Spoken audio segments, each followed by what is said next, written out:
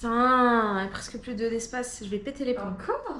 Tu sais, c'est un tournage cool ici, on n'est pas trop prise de tête. Ouais, en plus on est chez toi donc. Ouais.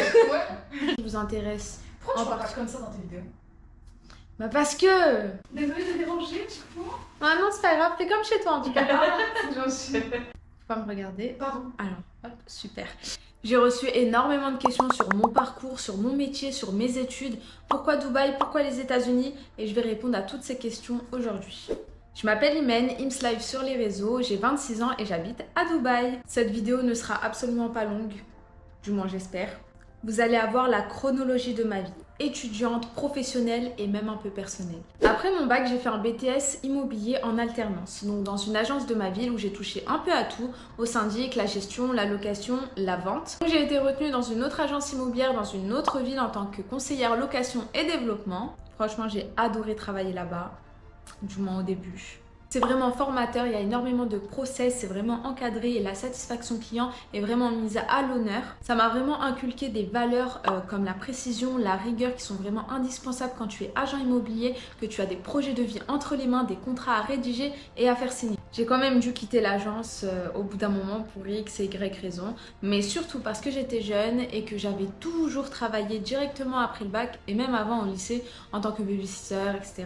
Du coup, je me suis réveillée un jour, je me suis dit, mais Imen, tu vas voyager quand? Tu vas profiter quand? J'avais une amie à l'époque qui m'avait parlé de faire au pair. Elle l'avait fait à Londres, mais moi, Londres, ça m'attirait pas. Je voulais une nouvelle expérience, mais qui allait quand même m'apporter niveau professionnel, même personnel, à long terme. Donc, il fallait que j'apprenne l'anglais, l'immobilier du pays et surtout qu'il y ait du soleil, un minimum. J'ai choisi les États-Unis. Du coup, j'ai habité à Oakland, à côté de San Francisco. J'ai pas forcément aimé la vie au quotidien aux États-Unis, c'est assez spécial quand même, je trouve. Mais en tout cas, j'étais dans une famille d'accueil incroyable. Si vous passez par là, je vous aime trop. On est encore en contact et c'était vraiment enrichissant et pour moi et pour eux.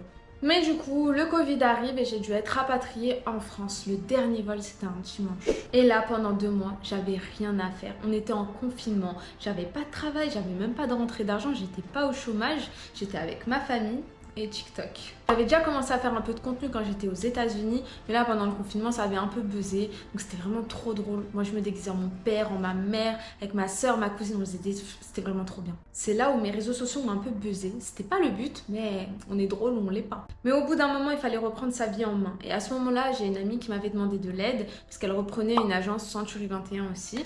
Donc je l'ai dépannée au début, puis au final j'y suis restée parce que ça s'est bien passé.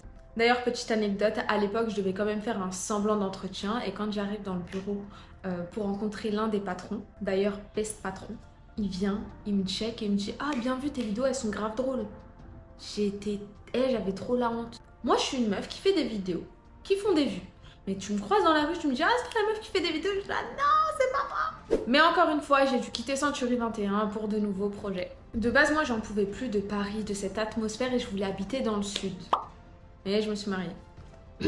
Après avoir divorcé, du coup, j'ai repris mes études. Je visais un master en promotion immobilière parce que j'avais jamais fait et que je voulais me spécialiser dans ce domaine. Et franchement, j'ai fait une année incroyable. En gros, j'étais asset manager pour le compte d'un investisseur.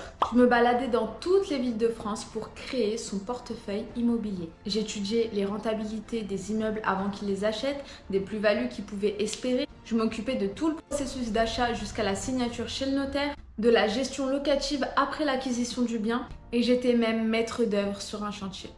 On peut dire que j'ai plusieurs cordes à mon arc. Ouais. Après ça, j'ai eu mon diplôme, après des hauts et des bas. Je me suis dit, attends Imen, qu'est-ce que tu fais encore en France? Donc j'ai réfléchi à un nouveau projet et la suite logique pour moi après 7 ans à ce moment-là dans l'immobilier, c'était ouvrir mon agence. J'ai eu une opportunité d'ouvrir mon agence. Finalement, je me suis dit, non.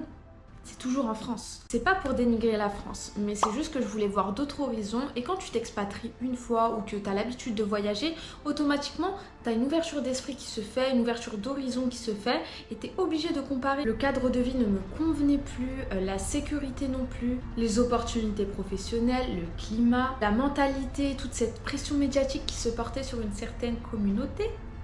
J'avais une amie qui habitait à Dubaï, qui m'avait encouragée à venir. J'ai pris un aller sans retour. Je me suis dit, si ça se passe bien, tant mieux. Si ça se passe mal, eh ben on retente une autre aventure. J'avais au préalable postulé dans des agences immobilières francophones à Dubaï. J'ai été retenue dans quelques agences et puis sur place, j'ai fait les entretiens et donc j'ai sélectionné une agence. J'y suis restée à peu près 2 mois.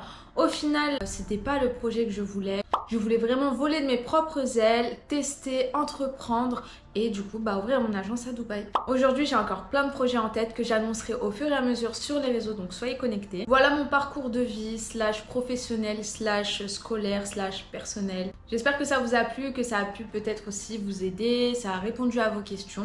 Peu importe l'âge que vous avez, du moment que vous avez des ambitions et des projets, foncez. Ça va pas être facile, ce sera sûrement pas rapide, mais peu importe, au final vous aurez essayé, vous aurez pas de regrets. Jusqu'au jour où vous allez enfin réussir. Le manque de sa famille, de ses amis, de ses proches, c'est pas facile au quotidien, mais au final c'est des sacrifices à faire pour les rendre fiers et atteindre ses objectifs.